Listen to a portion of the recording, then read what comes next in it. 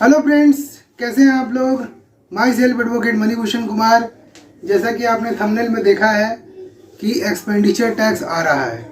Expenditure tax क्या होता है मैं आपको इस वीडियो में बताने वाला हूं।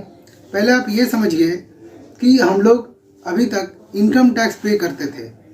इनकम टैक्स का मतलब क्या हुआ कि हम लोग जो इनकम कमाते थे उसके ऊपर हम लोग टैक्स देते थे, उसको इनकम टैक्स कहते हैं। जैसे मान लीजिए कि इनकम टैक्स में 5 हेड है। पहला हेड है इनकम फ्रॉम सैलरी।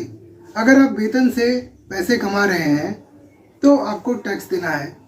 अगर आप हाउस प्रॉपर्टी से पैसे कमा रहे हैं, हाउस प्रॉपर्टी का मतलब कि आपके पास एक घर है और दूसरे घर को भाड़े पे लगा रहे हैं, या एक फ्लोर है दूसरे फ्लोर को भाड़े पे लगा रहे हैं, तो उससे जो इनकम आ रहा है वो इनकम फ्रॉम हाउस प्रॉपर्टी में आएगा। तीसरा है कैपिटल गेन। मान लीजिए कि आपने गोल्ड खरीदा 1 लाख रुपए का और उसे 3 लाख में बेच रहे हैं, 2 लाख को आपको फायदा हो रहा है, वो कैपिटल गेन हुआ। या आपने अगर 5 लाख का कोई ज़मीन खरीदा, उसे 20 लाख में बेच रहे हैं, 15 लाख का जो फायदा हुआ वो कैपिटल गेन होगा। तो आप जो इनकम जनरेट कर रहे हैं, income from salary, income from house property, income from capital gain, उसके बाद इनकम फ्रॉम बिजनेस यानी कि ITR 4 इनकम फ्रॉम बिजनेस। अगर आप कोई भी बिजनेस करते हैं तो वो इनकम फ्रॉम बिजनेस में आएगा। अगर आप CA हैं, डॉक्टर हैं, एडवोकेट हैं, तो इनकम फ्रॉम प्रोफेशन में आएगा। और अगर चारों इनकम में से कोई भी इनकम आप जनरेट नहीं करते हैं, आप लॉटरी से इनकम जनरेट करते हैं, तो वो इनकम फ्रॉम अदर सोर्सेज में आएगा। कहने का मतलब ये है कि हमारी जो इनकम टैक्स की प्रक्रिया थी वो 5 हेड पर डिपेंड करती थी।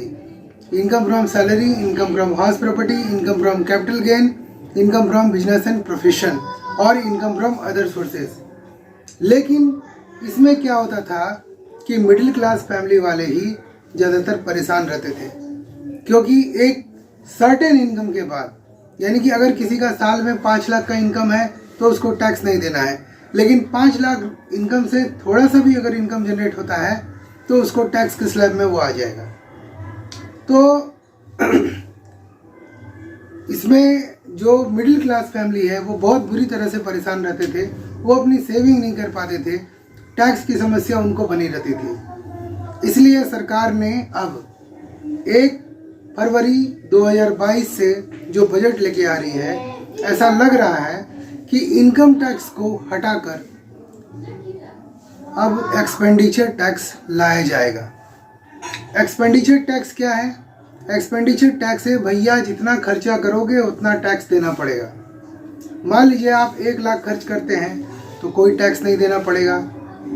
आप अगर 1 साल में 2 लाख खर्च करते हैं तो 10%, अगर आप 3 लाख खर्च करते हैं तो 20%, अगर आप 4 लाख खर्च करते हैं तो 40%, 30% टैक्स देना पड़ेगा। अगर उससे ऊपर अगर आप खर्च करते हैं तो 40% टैक्स देना पड़ेगा। यानी ऐसा हो सकता है कि कुछ निश्चित रकम पर 10%, उसके बाद 20%, उसके बाद 30%, उसके बाद 40%, ये टैक्स का प्रोविज़न होगा। यानी जितना खर्च आप कीजिएगा उतना टैक्स आपको देना पड़ेगा। इसी को हम लोग बोलते हैं एक्सपेंडिचर टैक्स। ऐसा लग रहा है कि भारत सरकार इनकम टैक्स को हटाकर एक्सपेंडिचर टैक्स लेके आने वाली है।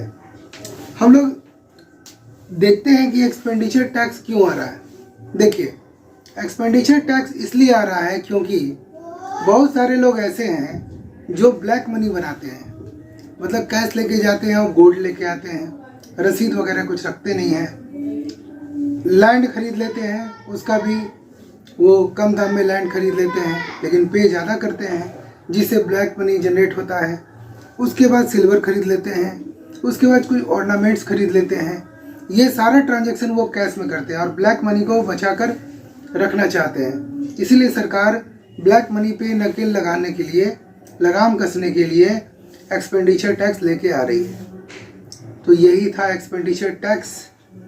और मैंने आपको बता दिया कि एक्सपेंडिचर टैक्स के क्या स्लैब हो सकते हैं। तो अगर आपको भी एक्सपेंडिचर टैक्स के बारे में ज़्यादा जानना है, बस 1 फरवरी 2022 का इंतज़ार करें और देखें कि क्या सरकार सही में एक्सपेंडिचर टैक्स ला रही है कि नहीं ला रही है। अभी तक 31 मार्च 2022 तक आप अपना ITR फाइल कर सकते हैं। बहुत लोग ऐसे हैं जो घबरा रहे हैं कि उनका ITR फाइल अभी तक नहीं हुआ है। आप निश्चिंत रहें, आपका ITR फाइल ज़रूर होगा और आप खुद भी कर सकते हैं। तो अगर आपको मेरा चैनल अच्छा लग रहा है तो इसे सब्सक्राइब करें, लोगों के साथ शेयर करें ताकि लोग अवेयर हो सकें। Thank you. जय हिंद, जय भारत।